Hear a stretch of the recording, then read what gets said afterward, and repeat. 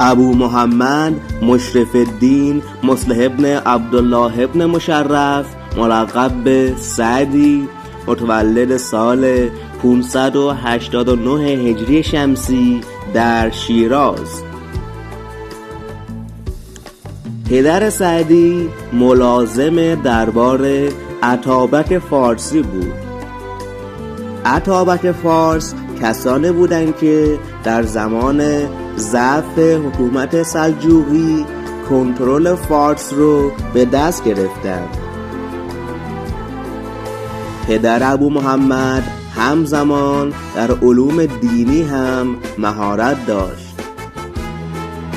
و سعدی از کودکی تحت آموزه های پدرش قرار گرفت. ابو محمد در سن 12 سالگی پدرش رو از دست داد و مجبور شد با پدر بزرگ مادری خودش مسعود ابن مصلح فارس زندگی کنه. سعدی مقدمات علوم ادبی و دینی خودش رو در شیراز یاد گرفت. همچنین اون خواهرزاده قطب الدین شیرازی دانشمند و فیلسوف سرشناس ایرانی بود. دوران نوجوانی سعدی مصادف با حمله مغول‌ها به ایران بود. اوضاع نابسامان ایران در اواخر حکومت محمد خوارزمشاه و حمله مغول‌ها به شیراز در سال 601 هجری شمسی موجب شد که سعدی در این دوران شیراز رو ترک بکنه و به بغداد سفر کنه. ابو محمد بعد از رسیدن به بغداد در مدرسه نظامی بغداد که به دستور خواجه نظام الملک طوسی در سال 443 هجری شمسی ساخته شده بود مشغول به تحصیل شد.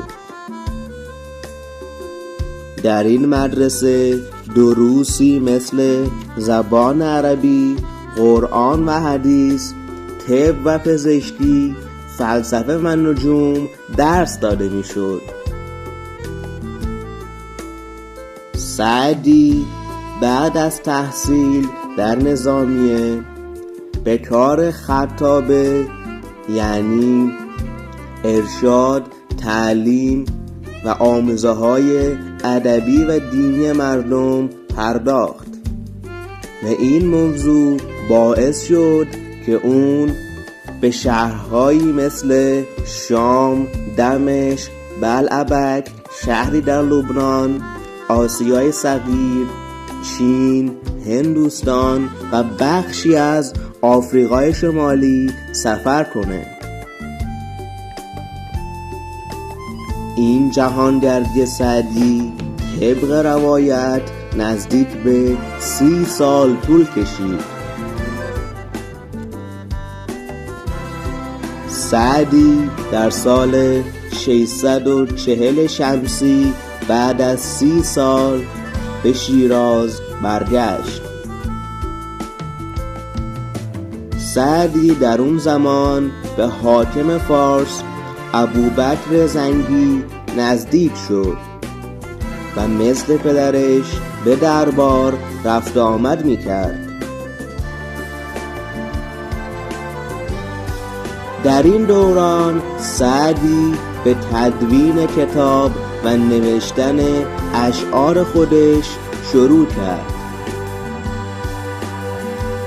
سعدی کتاب بوستان رو در سال 642 هجری شمسی نوشت و به ابوبکر زنگی حاکم شیراز تقدیم کرد.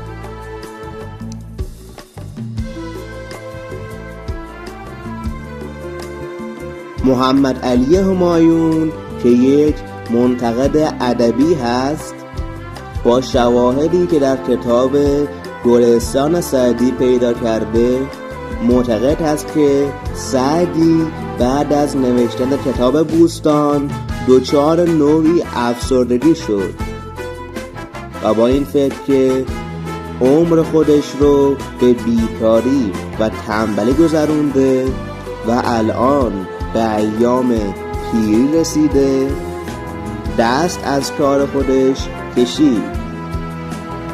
اما اطرافیان و دوستان اون سعدی رو به نوشتن یک کتاب جدید مصمم کردند.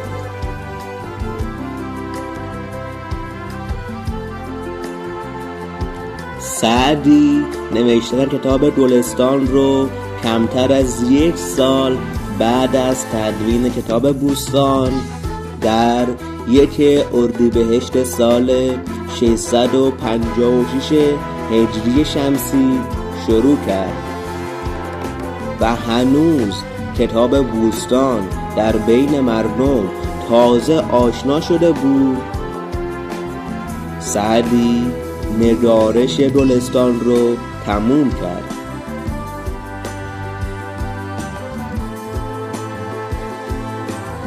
کتاب گلستان در کمتر از 6 ماه نوشته شد و این موضوع شبیه یک معجزه بود و نتیجه خوشحالی و موفقیت بعد از یک دوره افسردگی بود.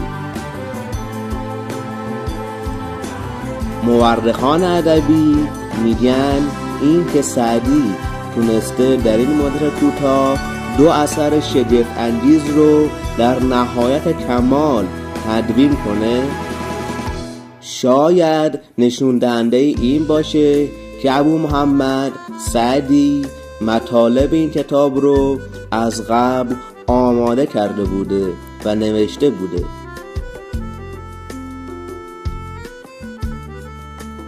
سعدی تا قبل از نوشتن بوستان و گلستان شاعری نام آشنا نبود، اما تدوین این 2 کتاب آغاز شهرت و بن آوازگی اون شد.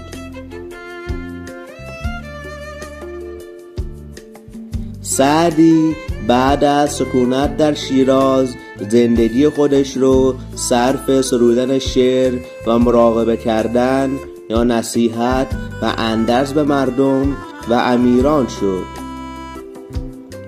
مراقبه کردن حالتی هست که ذهن حالت عرفانی میگیره و فراتر از تمرکز پیش میره و ذهن به صورت کامل مهار میشه.